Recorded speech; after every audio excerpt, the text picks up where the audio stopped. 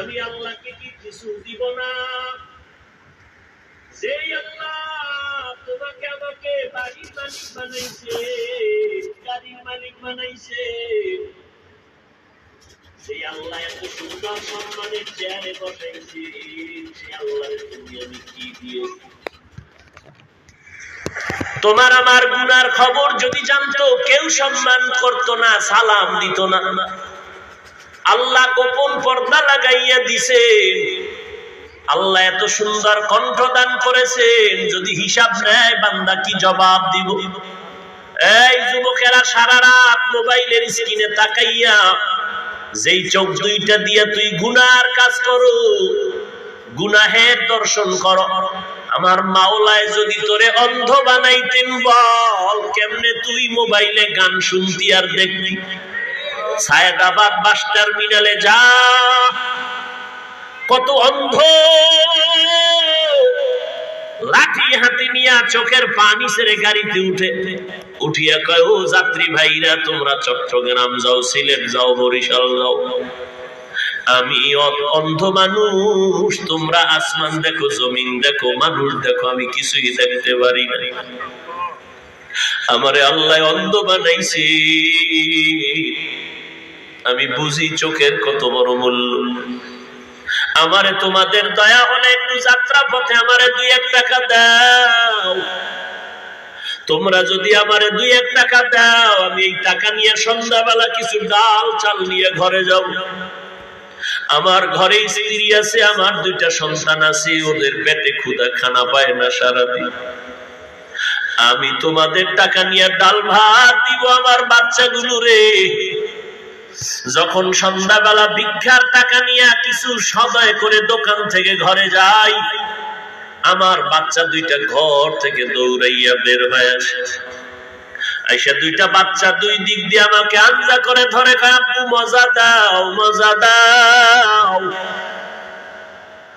আমি অন্ধ মানুষ, 2 পকেট থেকে 2টা চকলেট বের করে আমার সন্তানের হাতে 2টা দিয়ে দিই। সন্তান 2টা 2 জিগজা গলা জড়ায় কয়, চুমা খায় আর কয়, আব্বু তুমি কত ভালো, তুমি কত সুন্দর। আমি বাচ্চা 2টোরে কোলে জড়ায় কান্না করি আর বলি, ও মালিক, আমার সন্তানগুলো আমারে দেখে আর বলে আমি নাকি অনেক সুন্দর, কিন্তু আজ পর্যন্ত আমি দেখতে পারলাম না আমার কলিজার সন্তানগুলো কত সুন্দর।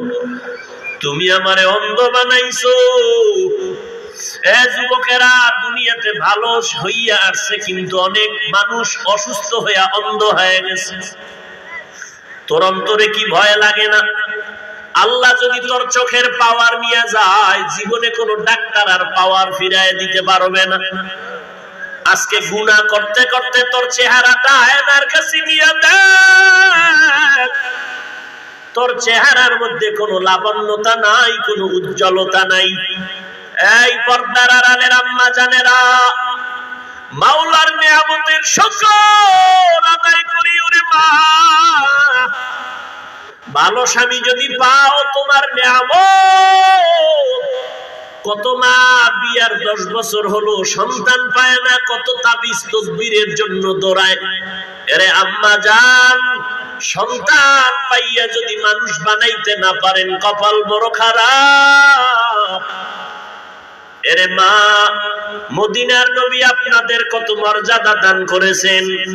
একটা পুরুষের জন্য নেককারিনী মহিলা বড় নেয়ামত, একজন নারীর জন্য নেককার স্বামী বড় নেয়ামত, মা বাবার জন্য নেককার সন্তান বড় নেয়ামত।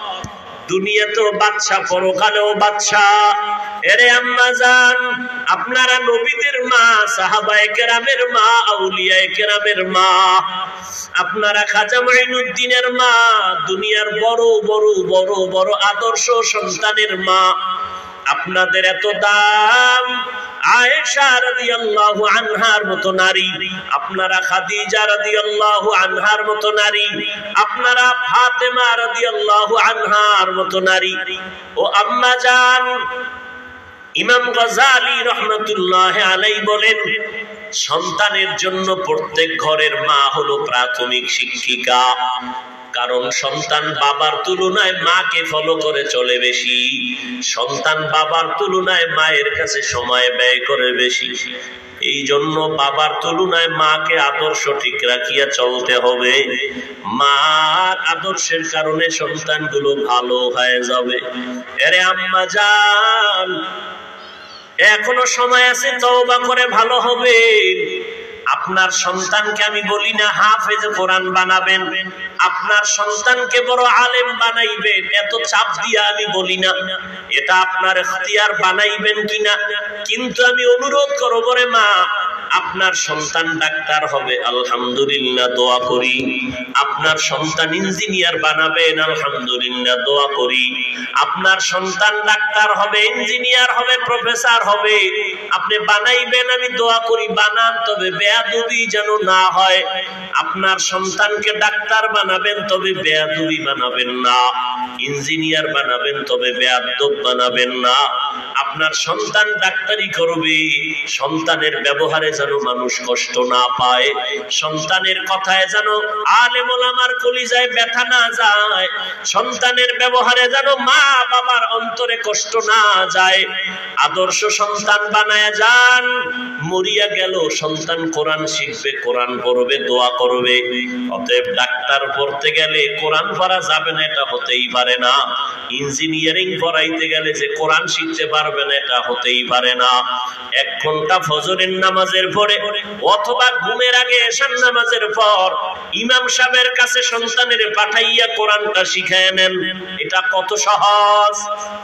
এরপরে ডাক্তার হবে, আলহামদুলিল্লাহ, ডিসিএসপি আইজি হবে, আলহামদুলিল্লাহ, এমপি মন্ত্রী হবে, আলহামদুলিল্লাহ।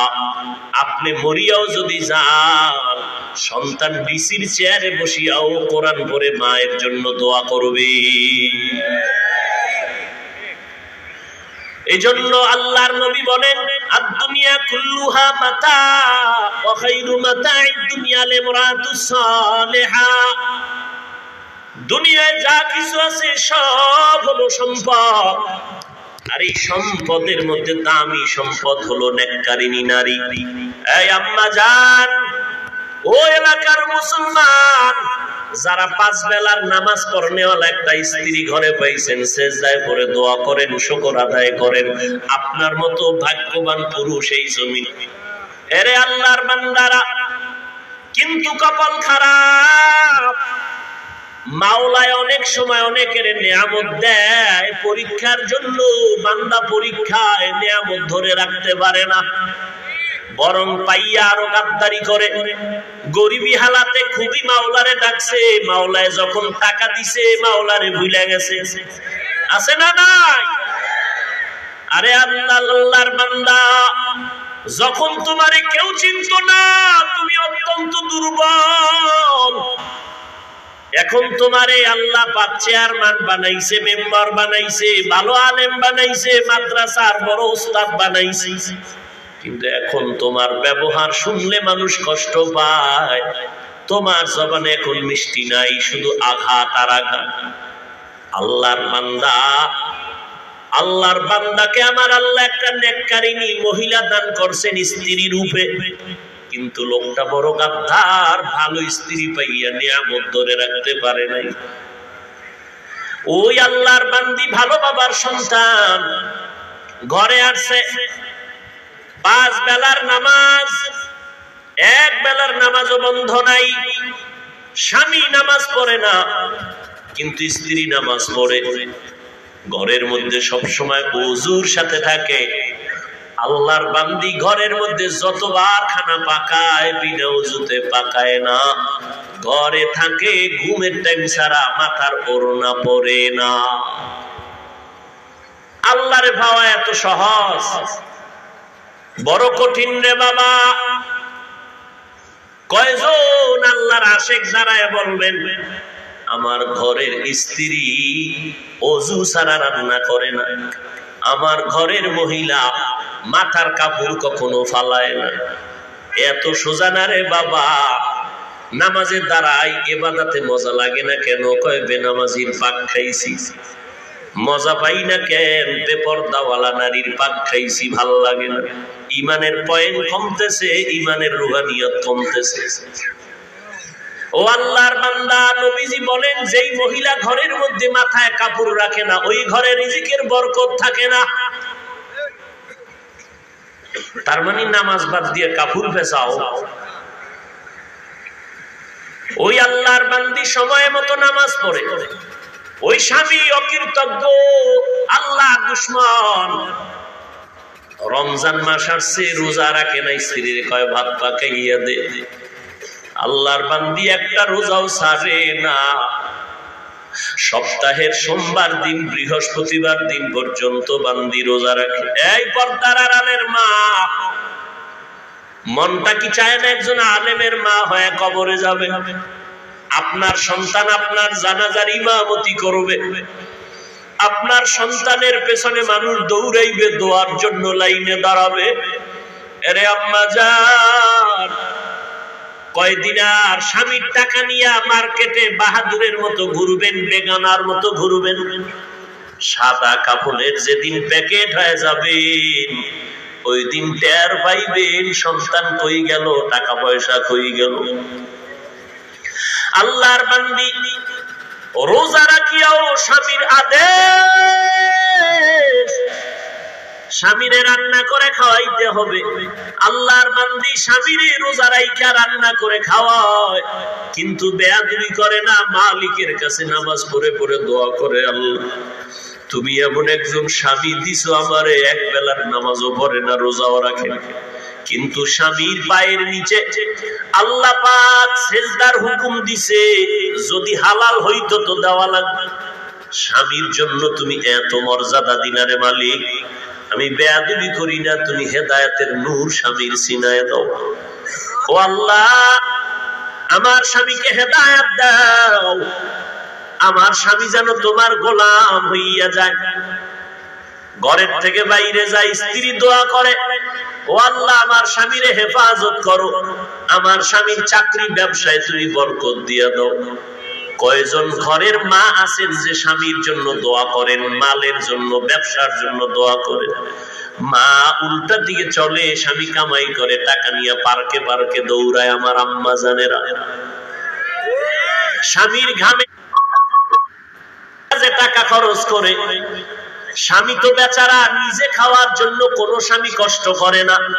দিন রাত্র গাধার মতো স্বামী বেচারা রাস্তায় দৌড়ায়, রাত্র নাই, দিন নাই, ঘুম নাই, সব স্ত্রী পরিবার সন্তানের আরামের জন্য করে। কিন্তু আম্মা জানেরা মূল্য দেয় না। স্বামীরে কয়, স্বামী আমার জন্য একটা জিনিস আনবানি, স্বামীর পকেটে একটা টাকাও নাই, তারপরও কয় আসবো, নিয়ে আসবো। জানতে দেয় না যে আমার পকেটে টাকা নাই।